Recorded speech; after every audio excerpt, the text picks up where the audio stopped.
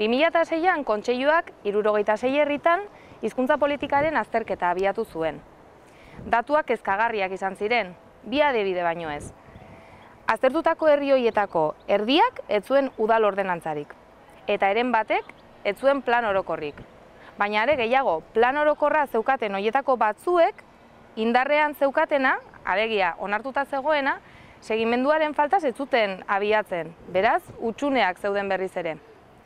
Honen aurrean Kontseiluak alor horretan ere eragin beharra ikusi zuen, eta hainbat herrirekin elkarlanean aritu izan da azken urteetan. Jarraian duzuen erreportaian herri horien berri izango duzue. Ikusi ezazue, benetan interesgarria da.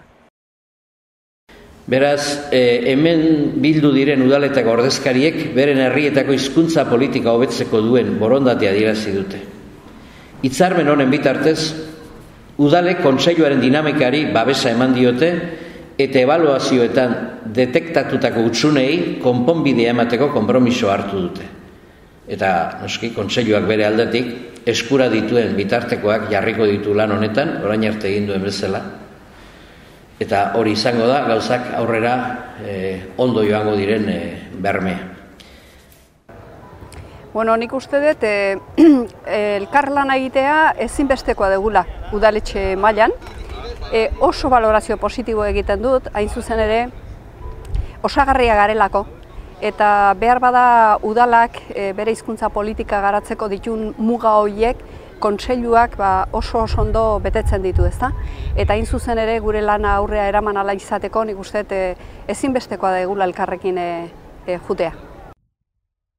Bueno, dudaik ez da herri honetan euskararen benetako normalkuntza lortu ahal izateko eta erdiesteko ezinbestekoa dela elkarlanean jardutea. Bai Kontseiluarekin eta geuri udalari dagokionez baita herriko talde eta elkarte eraileekin. Garbi dago interes amankomuna daukagula Kontseiluak eta guk, eta interes amankomun hortatik abiatuta nik uste helburua lortzeko elkarlanaren beharra ezinbestekoa, ezta? Euskararen normalizaziorako hizkuntza politika egokia eta eraginkorra ezinbestekoa da gizartea, euskal gizartea eskatzen ari den benetako normalizazio hori lortu ahal izateko. Aretxabaleta, Bergara, Deba, Elorrio, Legazpi, Leitza, Lezo, Ordizia, Pasaia, Segura, Urretxu eta Bilabona udaletako ordezkariak zadute gaur hemen. Alde batetik, udalerri euskaldunen mankomunitateak ere bat egindu Kontseiluak egindako lankidetza proposamenarekin eta UEMako kideak diren herrietako ordezkari batzuk ere gure artean daude gaur hemen. Eta hori aipatuko ditut. Aduna, Aiangiz, Aulesti, Aramaio, Bera, Etxalar eta Usurbeko udaletako ordezkariak hain zuzen. Bueno, guk Kontseiluarekin hitzarmen hau egitea oso positiboki baloratze dugu, ze naiz eta gu udalean barrenen gure saiakera guztik egin, euskara bizi berritzeko, kalean mantentzeko eta bar, iruditzen zaigu Kontseiluarekin beharrezko dela elkarlanean egotea. UEMak hasieratik sortu zenetik badauka konpromisoa hartuta bere herritarrekin batez ere. Bertako hizkuntza politika normalizatu nahi duela eta normalizatu ez bakarrik kaoz, egunerokoan ere bai.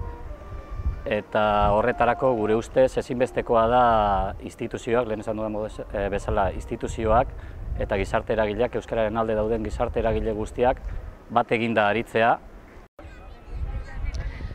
Kontseiluak azken urte hauetan lan berezi bat egin du Euskal Herriko udalen hizkuntza politika aztertzeko eta ondorio aski argiak atera ere bai. Gaur egunean udalen hizkuntza politiketan nabarmena agertzen dira hutsuneak eta hobetu beharrak. Eta hain zuzen ere, ildo horretatik nahi du Kontseiluak lan egin eta horrela ulertu behar da gaur hain zuzen ere hemen Miramar Jauregian egin dugun ekitaldia. Elkarlana eta konpromisoa. Ikusi dugunez, hainbat herritan hori da giltza euskararen alde aurrera pauso nabarmenak emateko. baina egitekoa guztiona da, guztiok ematen aldugu pauso bat harago. Horrela, hizkuntza politika horiek indartuko ditugu, aberastuko ditugu. Guztiona da erronka, beraz, aurrera lagunok.